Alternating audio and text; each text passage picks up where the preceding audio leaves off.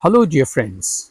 Welcome to this program, Our Moments with God, where I try to share with you my reflections on the daily Mass readings, my simple and humble reflections in an informal way, with the hope that this will help you and me in our spiritual journey, in our search for the divine, and maybe to help us establish our relationship and even friendship with God. And if you like, you may like to subscribe to this channel. You may please go to the end of the video, and when my photo appears on the right hand side at the bottom, you may please click on that and you will find option to subscribe for it. And of course, if you like the video, you may also like to share it with others, which may also help and profit others. Thank you. If you remember, yesterday we were speaking about the resurrection. Jesus said, I am the resurrection and the life. Whoever believes in me will never die. And the day before yesterday, on the occasion of my mother's death anniversary, we were speaking about how God calls man back to dust. So, dust and the resurrection go together.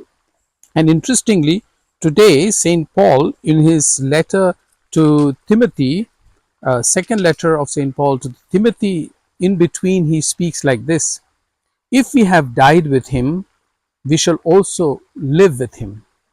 If we persevere, we shall also reign with him. But if we deny him, he will deny us. If we are unfaithful, he remains faithful, for he cannot deny himself. Yes, this is interesting. Even if we are unfaithful, he remains faithful. You know, each year when I celebrate my ordination anniversary, people come to congratulate and say, Oh, thank God you have been faithful in your vocation. I tell them, more than me being faithful, it is God who has been faithful in preserving me. Yes, we may become unfaithful, but God always remains faithful. Isn't that a wonderful thing, that God remains faithful to us? Whatever we do, He never denies Himself. And the gospel is even more interesting, and one of the most important gospels, in my opinion. I will just read out to you. The reading is from the Gospel of Mark, chapter 12, verses 28 to 34. I will not read the whole gospel, but part of it. One of the scribes came to Jesus and asked him, Which is the first of all the commandments? Jesus replied, The first is this: Hear, O Israel, the Lord our God is Lord alone. You shall love the Lord your God with all your heart, with all your soul, with all your mind, and with all your strength.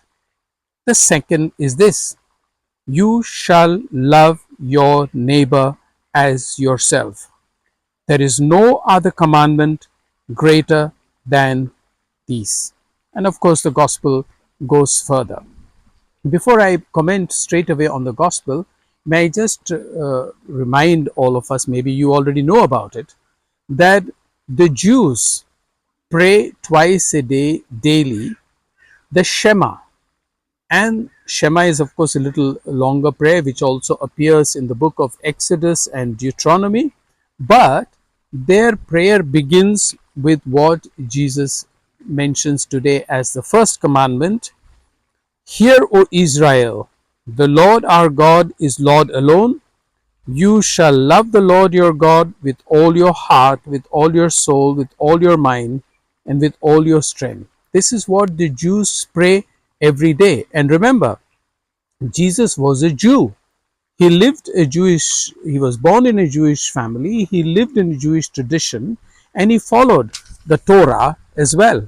But he went beyond that. And that's why he mentions the second commandment is, You shall love your neighbor as yourself. You shall love your neighbor as yourself.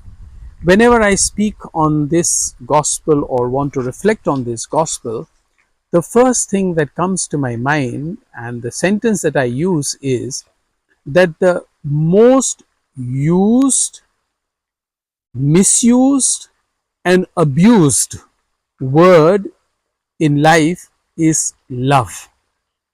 In the name of love, people do all kinds of things, and people do what they call emotional persecution, as they say in Hindi, emotional atyachar, that is emotional persecution. We try to embarrass people, and we think that we are doing that in name of love.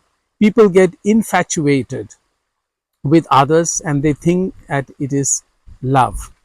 But love in Christianity is God's love. That is the best example of love. And we mentioned day before yesterday, as I was paying tribute to my mother, that the closest anybody comes to God's love in life is a mother's love. But God's love, I had mentioned, is totally unconditional. And God says, or Jesus says, that first of all, we must love God with all our heart, with all our soul, with all our mind, and with all our strength. And then love your neighbor as yourself. So, psychologists tell us that in order to love our neighbor, the first requirement is also that we love ourselves. Not selfishness, not love of oneself in the sense that we ignore everybody else, that we only look after our own needs, but loving oneself means to have appreciation of who God has made you to be, of taking in God's love into yourself, and then we will be able to love others. If we are not able to love ourselves, be sure we cannot love others. Of course, love is a very big and very fundamental theme, but the most important thing to remember is God is love, as in the letter of St. John it is said, God made us in love. And it is He who loved us first. Not that we loved Him first, He loved us first. He is love and He always remains that, and He loves us unconditionally. Can we then, basing our love on God's love, also love ourselves and love our neighbor?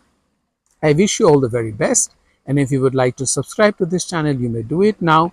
And I may just at the end also say that on this very channel, if you have subscribed to it, you will also find I am reading chapters of my own book called Tweeting to God, and you may enjoy that.